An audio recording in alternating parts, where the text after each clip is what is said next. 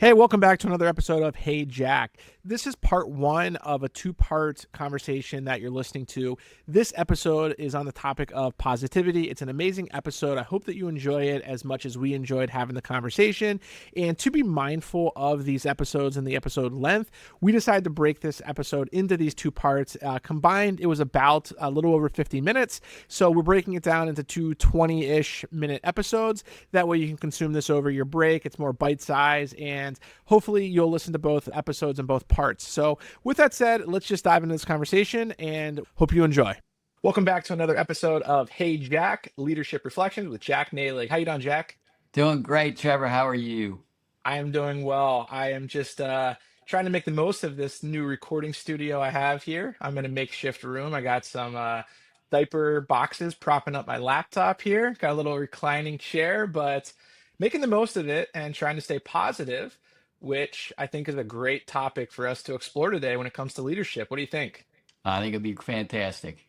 And I know last week we talked a lot about the importance of being a role model, and we walked through a lot of different elements and considerations. And especially in the workplace, I think it's really important for an individual to really think and figure out what type of a company that they want to work for. And I know just my experience working with you, everyone I talk to that's worked with you, you're a positive individual through and through. And it's not it's not a front, it's not fake, it's genuinely authentic. And that's one thing I learned from you is a lot about positivity.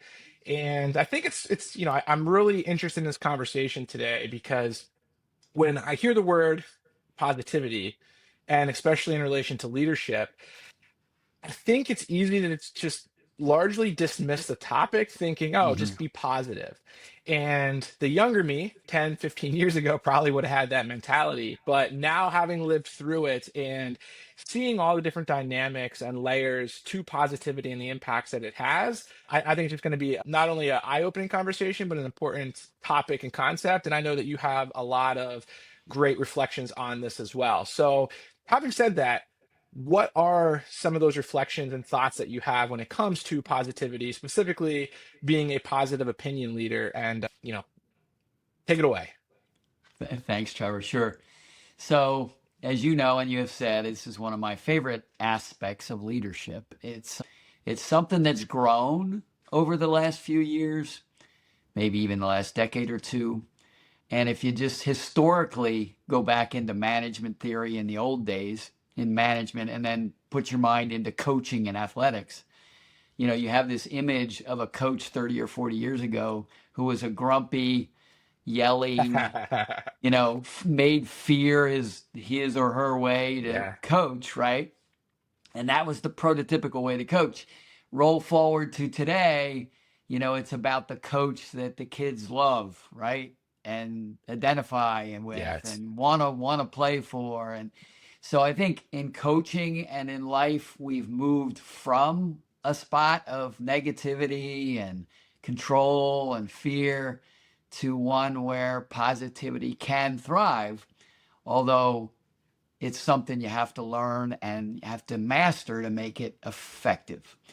So in my life, my journey through positivity and how to become a positive leader, it all goes way, way back when I was young and I started thinking about people and happiness. Happiness is sort of a foundation of positivity, right? And in my life, I noticed that, of course, people fall into three buckets. There are these people that you meet that are always happy. No matter what's going on in their lives, they're just always happy. And then there's the people you meet, of course, that are always grumpy. And no matter what's going on, they're always grumpy. And then there's the blob in the middle, which a lot of us are part of, that we have a bad day, we're kind of grumpy, and we have a good day, we're kind of happy. Yes. And the rest of the time we're up and down and in the middle and not happy or sad. We're just doing life, right? So that fascinated me. Not the fact that people could be grumpy. That wasn't so fascinating. That made sense. If they're having bad things going on in their life, why they would be grumpy. But why happy people could look at bad things and just still be happy, that just fascinated me. And I remember this being in my teens or something, that this hit me. And I was like, how do they do that? Like, what is going on there? And then when I got into leadership, the funny thing is the math got different. It wasn't there was an equal number happy and sad and a blob in the middle. It just seemed like 8 out of 10 leaders were always grumpy. And it spun my head. It's like the normal distribution has been ruined all of a sudden because of leaders. And why leaders? What's going on there, right? So that's when I studied positivity more, when I joined the workforce and saw this disproportionate grumpiness in leadership. And I was just trying to figure out what's going on. So, of course, what it boils down to is a concept called free will. And free will basically explains that being happy or being positive is a choice. You can Yeah. choose it. And it's a simple concept. It says you are in charge of how you react to situations. You are in charge of the way you look at situations. And it sounds easy. It's hard to master that. But that group of happy people that just seem to do it, that's what they do. They just look at every situation positive, no matter what it is, and they get through it. And if something's bad going on, they quickly dismiss it and move on. So it's from this concept of free will that we all need to think about positivity and how we could bring positivity into our leadership. And the fact that happiness and positivity is literally a choice. It's not a destination, right? It's something you can choose immediately and embrace. So, and as you touched on a minute ago in your intro, I tried to summarize this for my leadership team here and when I was at my previous company, here being my last company, and then my previous one before that, in a 3-letter acronym, because it's always good to remember things with 3-letter acronyms, right? So I created POL, and POL was positive opinion leader. And it was just something I gave the leadership team and said, please embrace this and try to remember they have to be the positive opinion leader so that their people see that.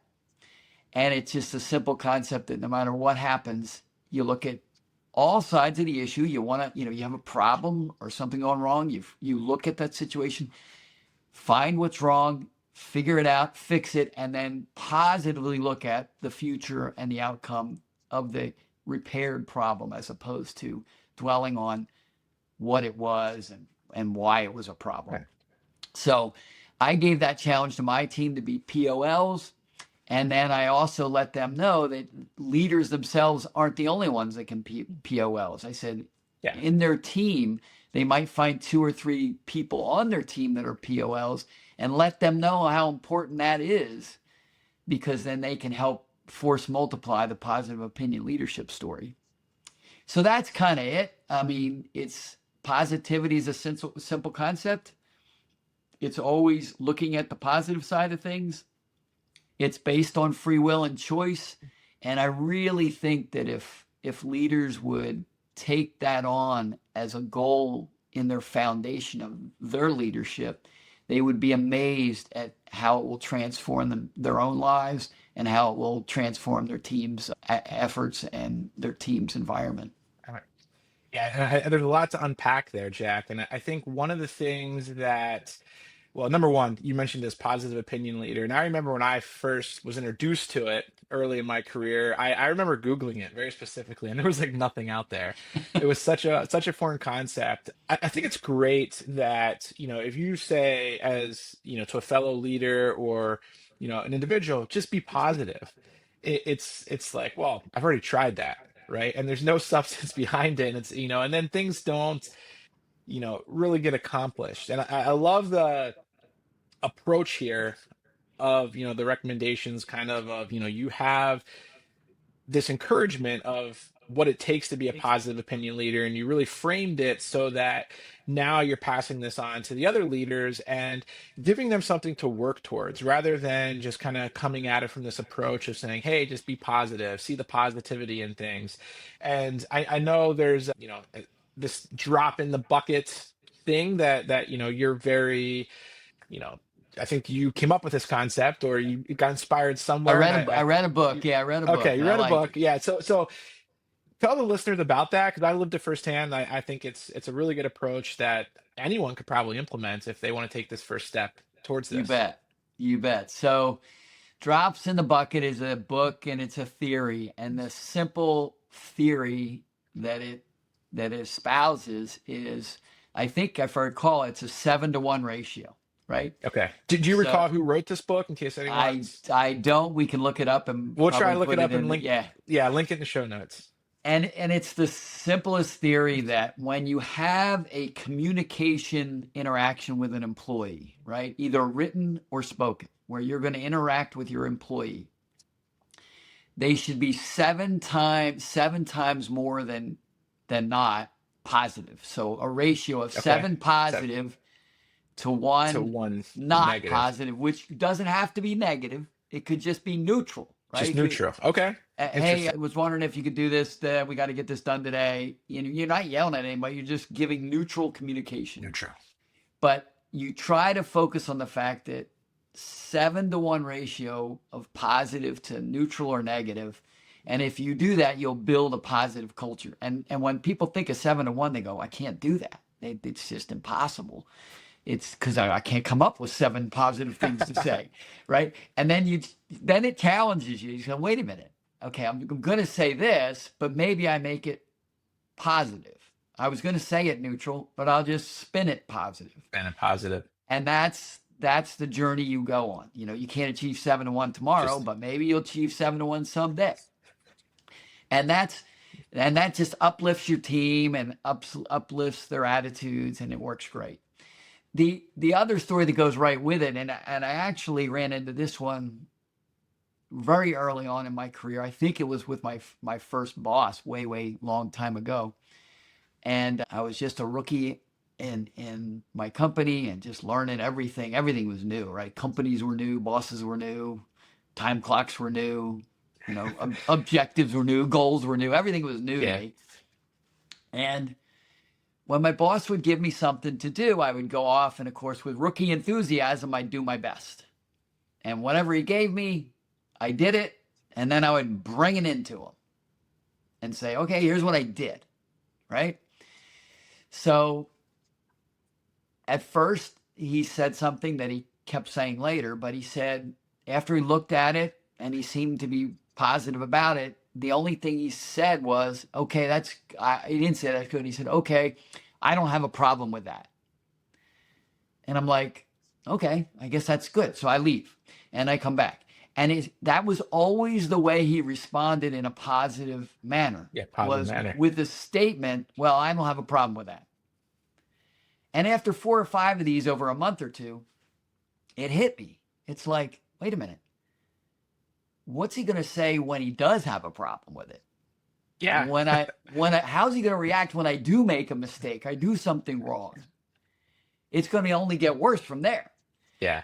So I quickly looked at this guy and I said, holy crap, that's his compliment of me to tell me he doesn't have a problem with that. So this was the 180-degree opposite of the 7-to-1 ratio of positive drops in a bucket. Positives. I experienced the exact opposite in the beginning of my career and didn't know the whole ratio story. And that's when I said, oh my gosh, just your simple interactions as a manager With to an employee, goes a long way.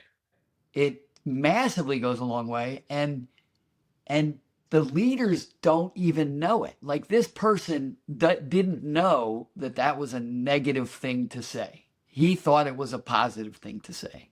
Yeah. So it just told me that people's mannerisms, communication techniques, your attitude, all is wrapped up in how do you deliver positivity. And it's Positivity. an amazing learning early on in my career. And that bolted onto the drops in the bucket, or it actually was then exposed in the drops to the bucket, the right way to do it, right? You had the wrong way to Yeah. do it, and then I got to see the right way to do it. So then it made me reflect on a few years back when I was still with Phoenix Contact, my previous employer. We went through one of those time periods. It was kind of a stuck time period. We weren't getting anywhere. And it was important to try to drive a spark and try to get everybody rallying around the cause. So what we came up with at that time was I challenged the sales leaders, and this is, think of all the sales managers, to weekly communicate via an email and copy all the salespeople and all the internal people whenever a salesperson had a win. Mm, Didn't matter how small or how big. It could be a $10,000 win, a $5,000 win, or a $100,000. It didn't matter. yeah. But tell in one short paragraph the story. And then hopefully they would copy or talk about the person in the home office that helped them or whatever, you know. So all of a sudden, overnight, people didn't have to do anything different, but the leaders were over communicating the positive.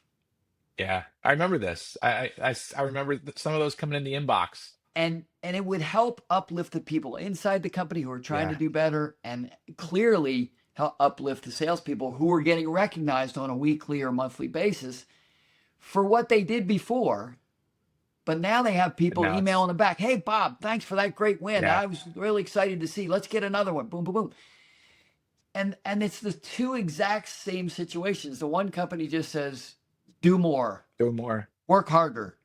And then another company says, let's just talk about when we win so we all have a positive attitude about winning. It's another great It's drops in the bucket kind of it's application story that can help people yeah. try to understand what we're talking about here, and drops in the It's the bucket. perspective Yeah. is the Yeah. difference. Now, I want to go back something that you didn't mention that I actually think is really important, and I thought was really a good idea, whether it was your idea or somebody else within the previous organization, was with this drops in the bucket. I was introduced to it when it actually rolled out into a company-wide Mm-hmm. initiative where we would go on the like the internal intranet Yeah. or internal company page, and there was a way that anybody across the company could actually submit a drop in the bucket of other people, and it was set up, if I recall correctly, that you could click on that person's profile and see all the previous drops that Yep. they've Yeah. gotten and given. And the thing that I really enjoyed about that was you really started to see, number one, positivity flowing nonstop. And Yep. then I remember being like, man, I hope I get a drop or let me go give some drops.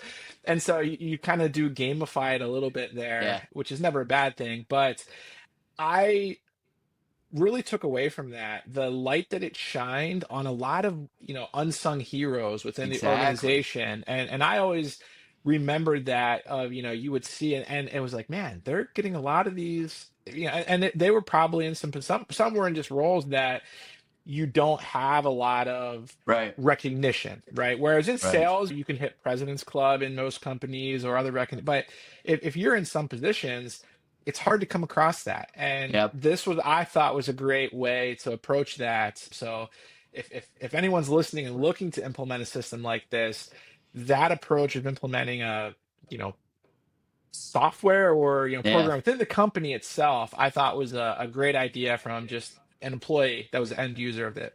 Yeah. You hit it.